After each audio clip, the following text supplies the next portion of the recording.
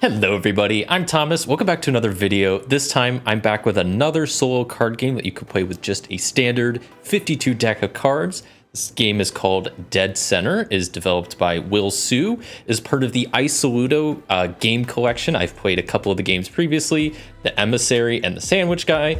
The Emissary was such a good game that it actually got made into For Northwood back there, also developed by Will Sue, so I think he knows what he's doing when it comes to card games. But today, we'll be playing Dead Center, so let me go real quick over how it plays.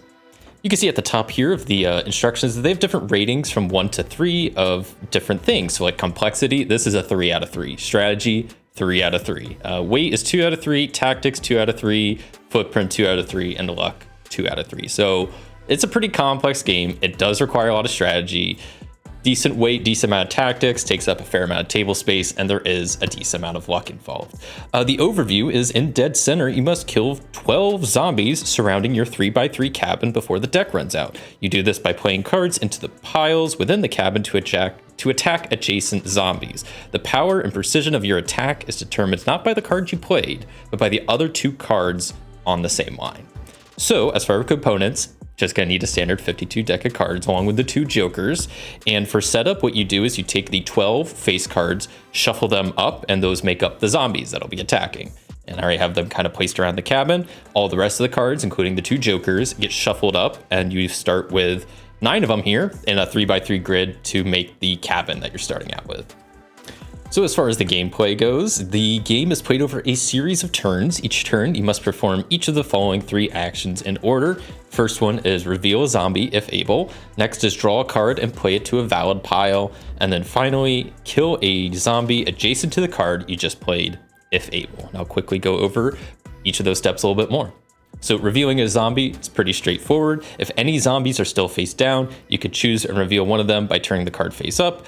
As there are 12 zombies, you'll only be doing this for the first 12 turns. There's no restrictions on which ones you could turn or whatever, just whichever one you feel like flipping over, you can do that. Next is the play a card portion, which is confusing at first, I will admit. They do a good job of explaining it, but it's one of those things that once you play the game a few times, you really start to get the hang of it.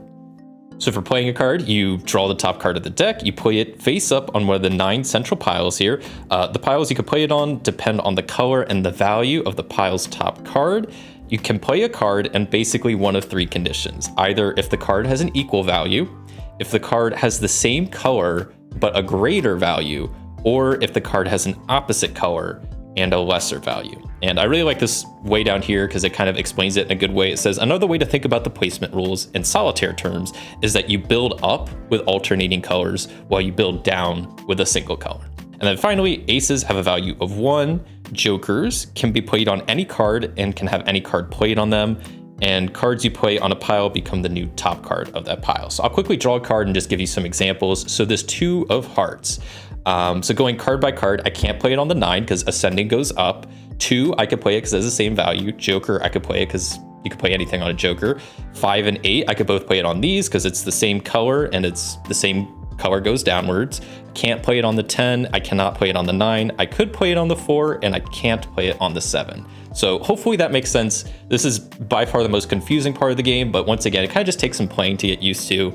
And I really like the way this sentence kind of explains it, that in solitaire terms, yeah, you build up with alternating colors and you build down with a single color. And in the rules, they have some little examples, but I already just gave an example, so we'll skip that. And finally, the killing a zombie step. So after placing your card, you can kill a single face-up zombie adjacent to the pile you just played on, if your attack is strong enough. So the 4 corners have 2 adjacent zombies each. The edges all have 1 adjacent zombie, and then the final center card doesn't have any. The strength of your attack isn't based on the cards you played, but rather it's support cards, which the support cards are basically the other 2 cabin cards on the same line as the card you just played and the zombie you're attacking. Now, for an attack to kill a zombie, the sum of the 2 support cards has to be at least 10. Also, if you're trying to take out a king, both support cards have to match the king's suit. If you're trying to take out a queen, both support cards have to match the queen's color, not just the suit, but just the color. And then with jacks, there are no restrictions. So yeah, hopefully that makes sense. when you kill a zombie, you're looking at the 2 support cards and not the one you play. So I'll draw a card and just go over some examples real fast. So this 5, I could place it on the 9, and that would be building downwards. Obviously don't know what cards, like what zombies are all out here, but if I were to play this here, I'd either be attacking with this 5 and this 9, or this 2 and this Joker. If I were to place the 5 here, then I'm basically just going to be attacking with this 8 and this 10. If I were to place it here on the 4, then I'd be attacking with this 8 and 2. The 7, I'd be attacking with this 10 and the Jack, or the Joker, and so on. So yeah, you always are using the other 2 support cards as the one you're actually attacking with. And you can think of the card that you're playing as just the one like you're kind of activating. And that's like the zombies adjacent to the cards you play are the ones you're attacking, but you're using the other cards in the row to actually, for the support cards that figure out the total and the suits and all of that. So I know that's a bit confusing, but once you see it in action, it'll make a bit more sense. And a couple things to note about the support cards. Jokers have a value of 0, but count as all suits. So a Joker must be paired with a 10 in order to kill a zombie. I'll just go ahead and read this part here. The game becomes a puzzle of sequencing attack and setting up cards for future attacks. You can't attack or kill face-down zombies, so the order you choose to reveal them is also part of your strategy. If you can't kill any zombies with a card you played, nothing happens, proceed to the next turn. So for the game ending, if you have to draw a card but the deck is empty, or if you're unable to play a card, you lose. If you manage to kill all 12 zombies, you win, and the score is the number of cards left in the deck. And finally, they have a variant down here. So if you want to make the game a little bit trickier, you can remove either one or both of the Jokers to make it trickier. That's about it. So we could go ahead and get started. I'm going to play at least 1 game, maybe 2, depending on time. And who knows if I'll win, because I will say this game is tough. It requires a decent amount of luck and strategy. My win rate isn't the best with it, but I have gotten a couple wins. So let's see how this goes. Let's go ahead and get started. I'm sure you maybe noticed the cards have been reset because I started playing a game and made a really dumb mistake where I was essentially looking at a king of clubs as it was a king of spades. I was trying to do all the setup for some card that was the wrong suit. So it was a really dumb mistake on my part, so I decided just to reset. So here we are now. So my general strategy for starting out is trying to find the kings and dealing with them as soon as possible. What I also like doing is for which rows to kind of flip over. I like looking at what cards already have strong cards in their row and flipping over the cards to hopefully reveal a king. So for example, this row has really strong diamonds. So this card, if it's a king of diamonds, I am super set. Or for like this row, this is a king of clubs, I'm sitting real good. Or if any of these are queens. So I like looking at the board. I'm not completely randomly picking ones, but stuff that looks like if a row is already kind of set up for it, I'll reveal that. So let's reveal this and hope it's something good. It is the king of spades. So it is a king. I like seeing where the kings are, but not the one I wanted to see. And my first card is a 2 of spades. Well, I think for now, I'm just going to play this here and call that. I'm gonna see what's on the other side of this king. It is a jack of hearts. Okay, and my next card is a 10 of clubs. I'm gonna play it on the Joker in the hopes that maybe this card is like a king of clubs, or maybe there's like a jack in this row that could pair with like a 10 and the ace. I don't know. There's not a lot to go off of in the beginning, so you're kind of just making a lot of assumptions. So let's see what this is. Maybe it is something good. Okay, a jack, like I can work with that. 2 of hearts. Okay, well this works doubly good because I could place it up here to take out that jack because that's more than 10 for the 2 support cards. I'll place them over there, and that's also setting up this king so I could place a higher spade card there. So that works decently. Let me go ahead and see maybe what's right here. It's another jack. I want to find more of these kings. The ace of spades. I think I'm just going to play it right here. Just because the only other spot I could really, I could mess up those, which I don't really want to. And this card would kind of mess up that row if there's like a jack there. So, because I guess I have 3 of the jacks are like revealed. So I don't know. That seems like an okay move. And then I will go ahead and reveal this. Okay, queen of hearts. That's good-ish. I guess would have been nice if I would have revealed that before I lowered that 9 down to a 2. But let's see what my next card is. It's a 3. This could be pretty good for that. I guess I could play it there. And then I could take out them because those 2 support cards is enough to take out that jack.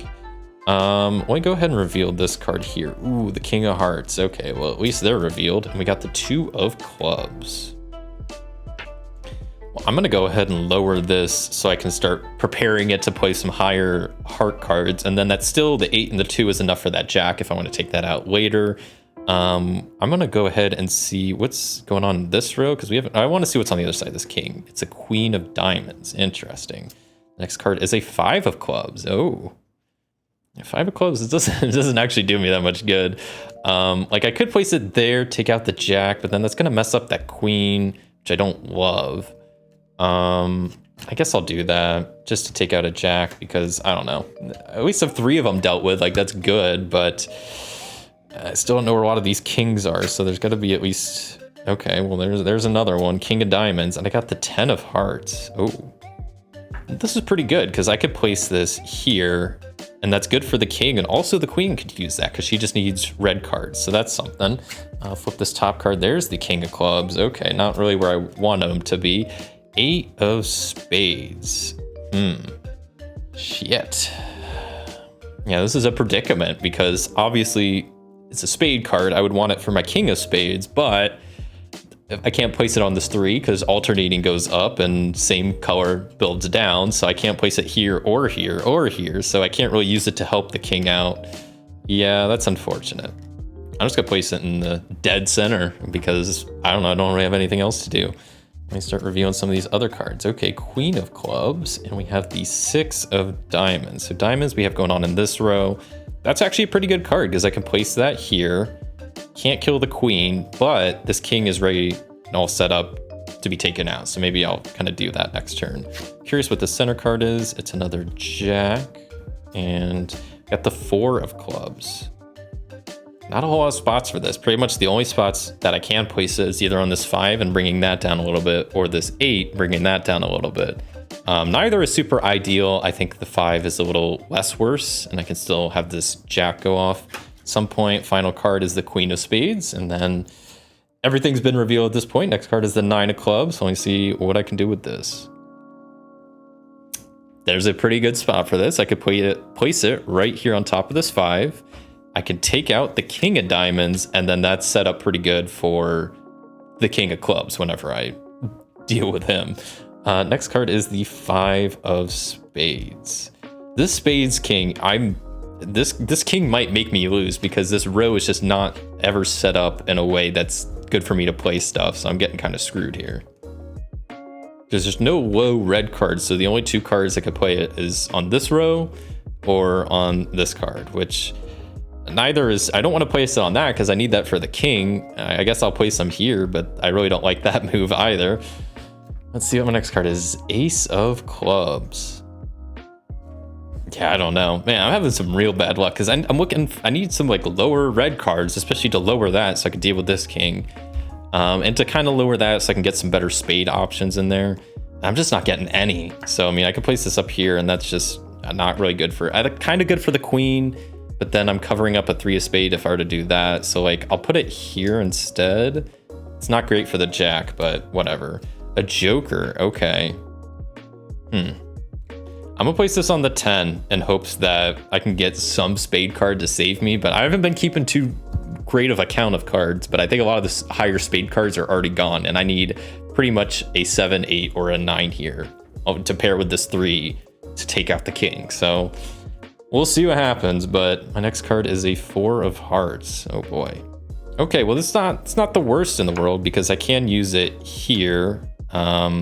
I could take out the queen or king, but neither of them have enough with their support cards. But this does set up this king for whenever I try to place a card here that they'll be ready to be taken out. So that's something. Ooh, the 10 of spades. I didn't know this was in there. I'm gonna place that right there, I guess. And then this king is also set up. So I need to probably take out this one first and then this one. And then I still have to deal with that one up there. I was like, there's still one more somewhere. Okay. Well, this is good because I can place this here and then take out that king, and that's still, that row doesn't really get affected too much, so that's good. Interesting. A 9 of hearts doesn't really do me much good. I mean, I guess it kind of is decent. I can place it like up here, and then that's helpful for this joker. or that jack and that queen. I still need to work on that 3, but it's something. The deck is starting to dwindle, so I am running out of time. That's a great card to see. That I could place there. That sets up the king, and I can take down that queen all in one turn. That was pretty lucky. The 9 of spades. What do I do with the 9 of spades?